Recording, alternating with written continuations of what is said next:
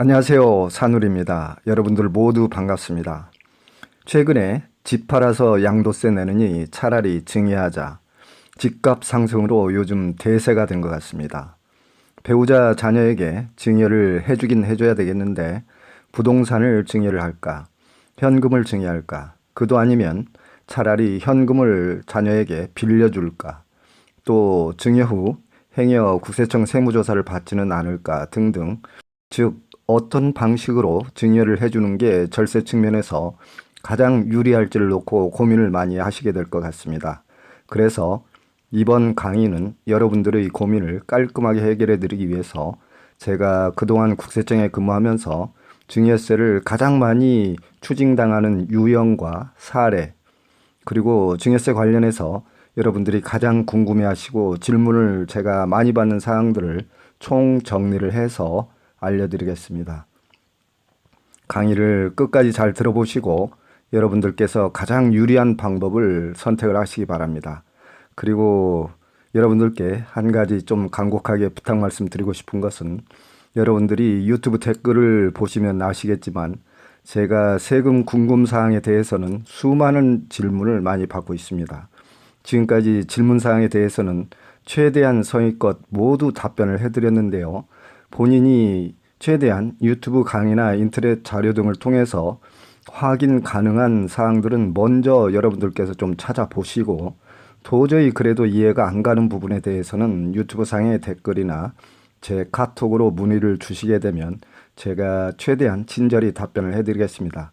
그리고 저 역시 국세청 부동산 조사관실에서 오랜 기간 부동산 관련 세무 업무를 담당을 했습니다만, 저 역시 인간이기 때문에 까딱 실수할 수도 있겠고요. 부동산 세금 관련해서 궁금하신 사항이 계실 경우에는 가장 효과적인 방법은 여러분들께서 직접 국세청에 질의를 하셔서 응답을 받는 것이 가장 좋은 방법이 되겠습니다. 세무상담을 받다 보면 유능한 세무사를 소개해달라는 부탁을 많이 받게 되는데요. 제 아들도 현재 애비를 닮았는지 세무사를 하고 있습니다만, 실질적으로 국세청에서 부동산 세금 업무를 주로 다뤄보지 않았다면 까다로운 세법을 정확히 이해하는 데 있어 여간 쉽지 않습니다. 개인적인 생각입니다만 국세청에서 세금 실무를 다뤄본 경력이 있는 세무사들이 아무래도 좀 더 여러 사례들을 잘 알고 있을 테니 유리할 듯 싶고요. 저희 산울TV는 정부의 부동산 정책이나 세금 정책이 바뀔 때 신속하고 정확하게, 그리고 여러분들이 알기 쉽도록 정보를 제공하고 있는 채널입니다. 여러분들께서도 산울TV를 구독을 해주셔서 앞으로 부동산 관련 세금 정보를 접하는 데 있어 자그마한 도움이 되셨으면 하는 부탁 말씀을 아울러 드립니다. 여러분들이 증여세를 절세하는 데 있어서 가장 먼저 알아두셔야 될 것은, 사전에 꼼꼼히 계획을 세우셔서 예상 증여세를 미리 계산을 해보고 어떤 증여 방법을 선택을 하실 건지 결정을 하셔야 되겠습니다. 제가 국세청에 근무를 하면서 증여세를 가장 많이 추징했던 사례들을 살펴보도록 하겠습니다. 사전에 미리 계획 없이 자녀에게 부동산이나 현금 등을 증여를 할 때 배우자 자녀의 소득이나 재산 상태가 충분하지 않은데도 고가의 부동산을 취득을 해서 자금 출처 조사를 받게 되면 제대로 자금 출처에 대한 증빙을 해명하지 못하는 경우에 증여세를 추징당하게 되는 것입니다. 꼼꼼하게 증여 계획을 사전 시뮬레이션을 통해서 정확하게 예상 증여세액을 사전에 살펴보고, 그리고 부동산과 현금 중 어느 것이 유리한지를 정확히 판단한 후에 증여를 결정을 하셔야 되겠습니다. 이제 본격적으로 중요한 강의를 시작을 해보겠습니다. 먼저 가족에게 부동산과 현금을 증여할 때 어떤 것이 더 유리한지 살펴보겠습니다. 결론부터 말씀을 드리면 경우에 따라서 모두 다르기 때문에 어떤 것이 유리하다고 말할 수 없습니다. 결국 그때그때 다르다고 말씀을 드릴 수 있겠는데요.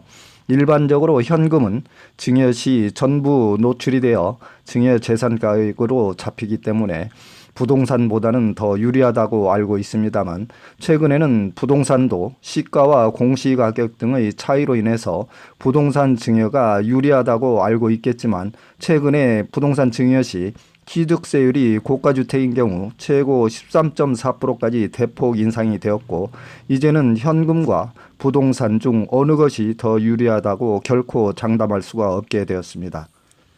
다음은 부동산 증여로 인한 장단점을 살펴보도록 하겠습니다. 우선 장점으로는 부동산 양도로 인한 양도소득세 부담이 없다는 것이고요.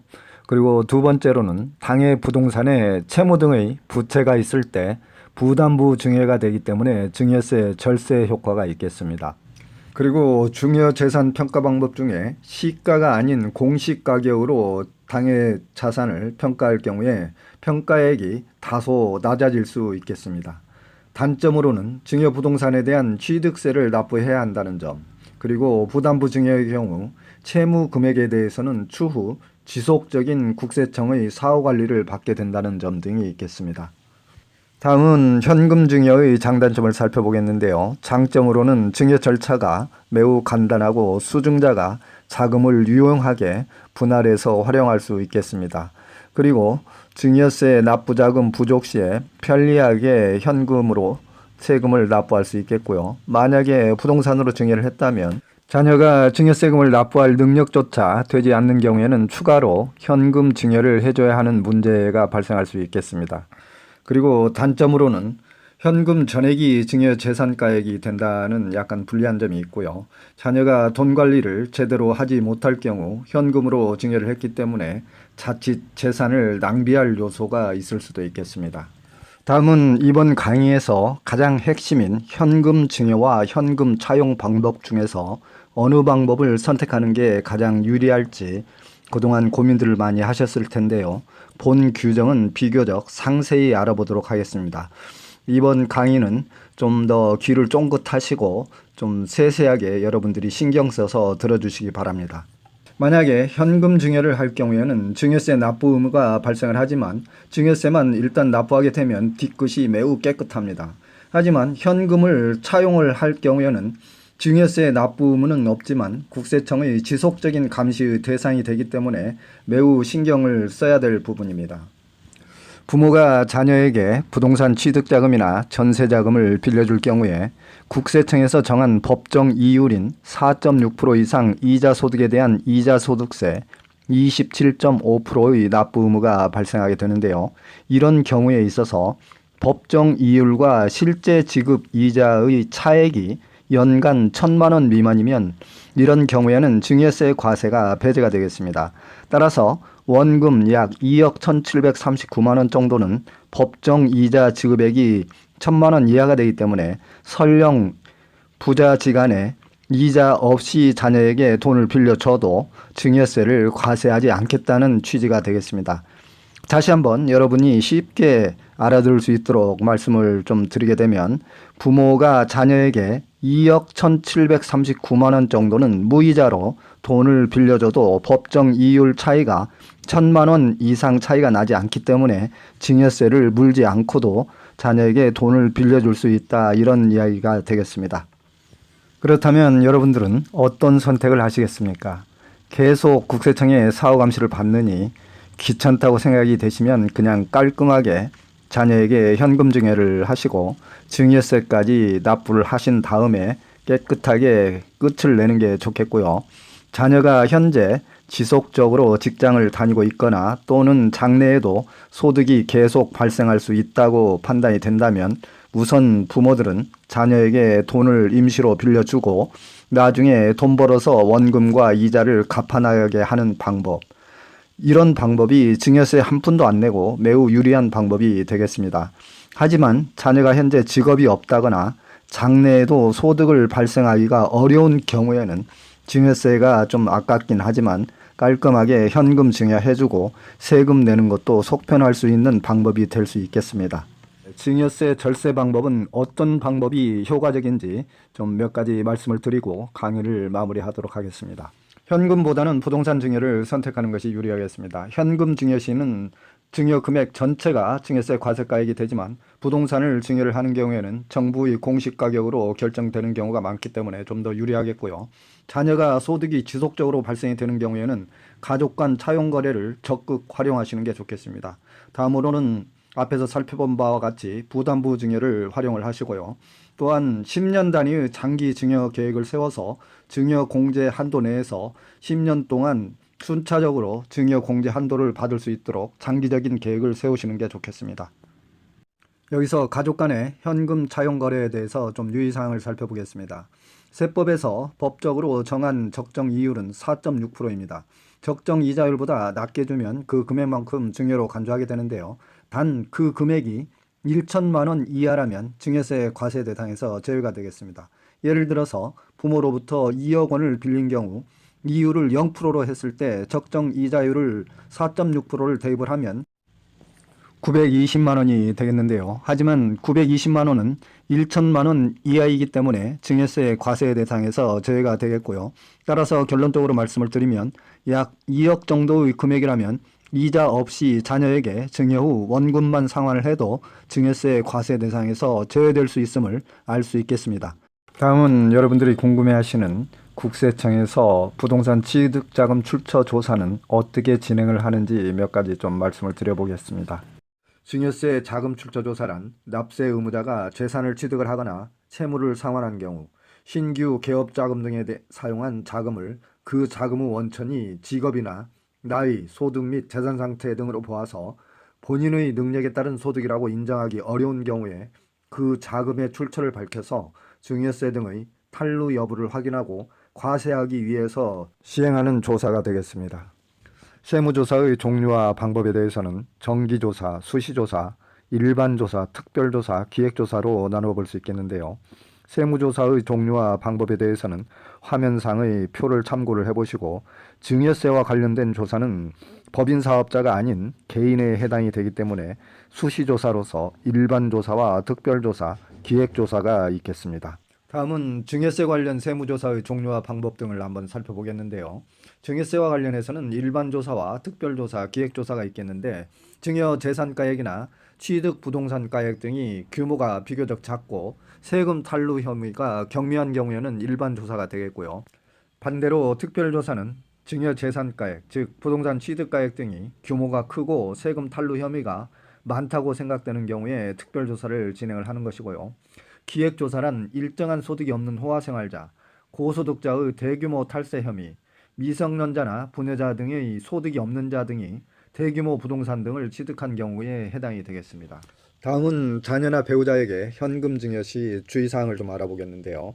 증여재산 공제 한도액을 최대한 활용을 하시고 자녀 명의로 부동산을 취득하는 경우에는 금융권 대출과 전세자금 등을 이용을 하셔서 부담부 증여를 최대한 활용을 하시는 게 좋겠습니다.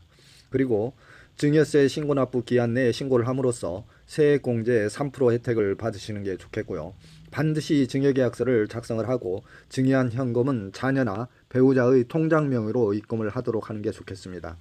이렇게 자녀 등에게 증여세 신고 납부를 해놓게 되면 추후에 자녀가 부동산을 더 늘려가거나 추가로 자금 조달 계획서를 작성을 하는 경우에 기존에 신고된 증여재산의 내역을 활용을 해서 자금 출처 증빙으로 의심 없이 인정을 받을 수 있게 되는 것이죠. 증여재산 공제 금액은 화면상의 표를 참고를 해보시고요. 여러분들께서 주의하실 사항으로는 10년 한도로 증여재산 공제를 받을 수 있기 때문에 증여세를 한 푼도 내지 않고 상기 공제금액 한도 내에서 증여를 하실 계획이라면 장기 계획을 잘 세우셔서 신년마다 한 번씩 상기 금액을 증여를 하면 되겠습니다. 다음은 증여재산의 평가 방법을 좀 살펴보겠는데요. 평가의 대원칙은 증여일 현재의 시가입니다. 다만 시가 산정이 어려운 경우에는 재산의 종류, 규모, 거래 상황 등을 감안해서 보충적 평가 방법에 따라 평가한 가액을 시가로 본다 이렇게 되어 있는데요.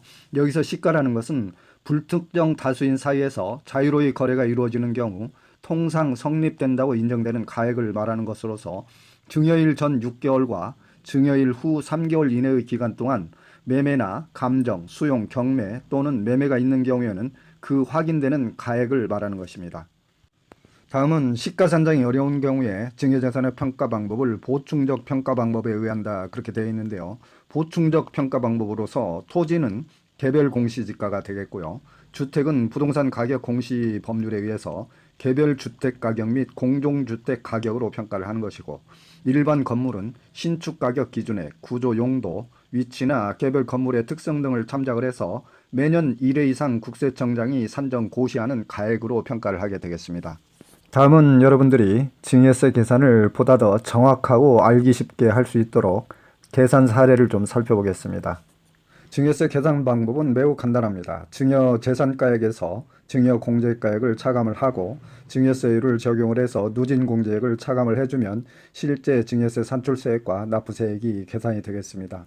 실제 증여세 계산 사례를 좀 살펴보겠습니다. 예를 들어서 배우자에게 현금 증여 10억을 했을 경우에 과세 표준은 증여재산가액 10억에서 배우자 증여공제액 6억을 차감을 해주면 과세 표준은 4억이 나오겠고요. 여기에 증여세 세율 20%와 누진 공제액 1천만 원을 공제하게 되면 실제로 증여세 납부할 세액은 7천만 원이 되겠습니다. 증여세 세율표는 화면상의 표를 참고를 해보시기 바랍니다. 다음은 부담부 증여의 증여세 계산 사례를 좀 살펴보겠습니다. 부담부 증여란 배우자나 자녀에게 부동산 등 재산을 증여하거나 양도를 할 때 전세보증금이나 주택담보대출 등 은행 채무 등을 포함을 해서 이전을 하는 것을 말하는데요.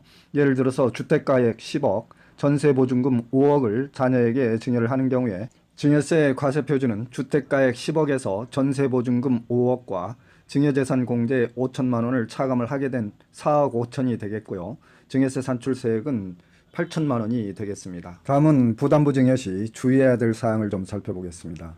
부담부 채무액은 국세청에서 반드시 사후관리를 하게 되기 때문에 추후에 부담부 채무액을 누가 변제했는지에 따라서 자녀의 소득이 아닌 부모 등의 금전으로 채무를 상환하는 경우에는 증여세를 추가 납부하게 되기 때문에 반드시 자녀의 소득으로 상환을 하도록 해야 되겠습니다.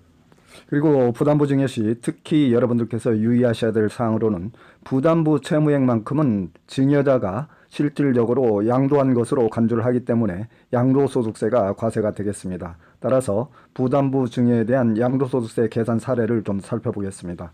예를 들어서 부동산가액 10억, 은행 대출 채무 1억, 부동산 취득가액 4억인 부담부 증여에 대해서 양도소득세를 계산을 해보게 되면 양도가액은 증여가액 곱하기 채무 비율이기 때문에 채무 비율은 총 증여가액 10억에서 채무액이 1억이기 때문에 채무 비율이 10%가 나오겠습니다. 따라서 양도가액은 증여가액 10억 중에서 채무 비율 10%인 1억이 되겠고요. 취득가액은 취득가액 4억 중에서 채무 비율이 10%이기 때문에 취득가액은 4천만 원이 계산이 되겠습니다. 따라서 양도차익은 양도가액 1억과 취득가액 4천만 원을 뺀 나머지 6천만 원의 양도차익을 가지고 양도세율을 적용을 해서 양도세를 납부하시면 되겠습니다.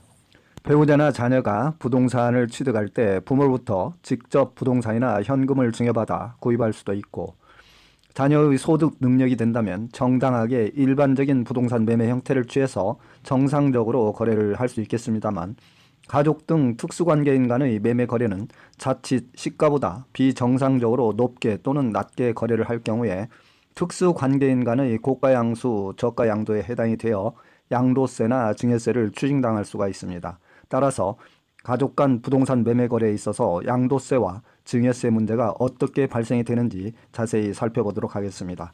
가족 간 매매 거래는 객관적으로 정당한 거래여야 하기 때문에 계약서와 거래 내역에 대한 자금 출처 증빙을 완벽하게 갖추셔야 될 것 같고요. 특수관계인의 범위는 화면상의 표를 참고해 보시기 바랍니다. 가족 간 부동산 매매 거래 시 양도세 문제를 먼저 살펴보게 되면 시세의 상하 5% 이내로 거래를 해야만이 정상적으로 양도 양수로 보아 증여세를 피할 수 있는 것이고요. 증여세 문제를 살펴보면 매매 대금과 시가와의 차액이 시가의 30% 이상이거나 또는 3억 원 이상이면 둘 중 적은 금액을 차감을 한 후에 나머지는 증여로 간주하여 증여세가 과세 대상으로 되겠습니다. 기타 추가로 증여세, 양도세, 종부세, 취득세 등 세금에 대한 궁금한 부분이 계신 분께서는 유튜브에서 산울TV를 검색을 하셔서 제 지난 유튜브 영상에 상세히 세법에 대한 강의가 되어 있기 때문에 참고를 해주시고요. 여러분들 시청해 주셔서 감사드리며 하시는 일 잘 되시고 건강하시고 행복하시기 바랍니다. 감사합니다. 산울이었습니다.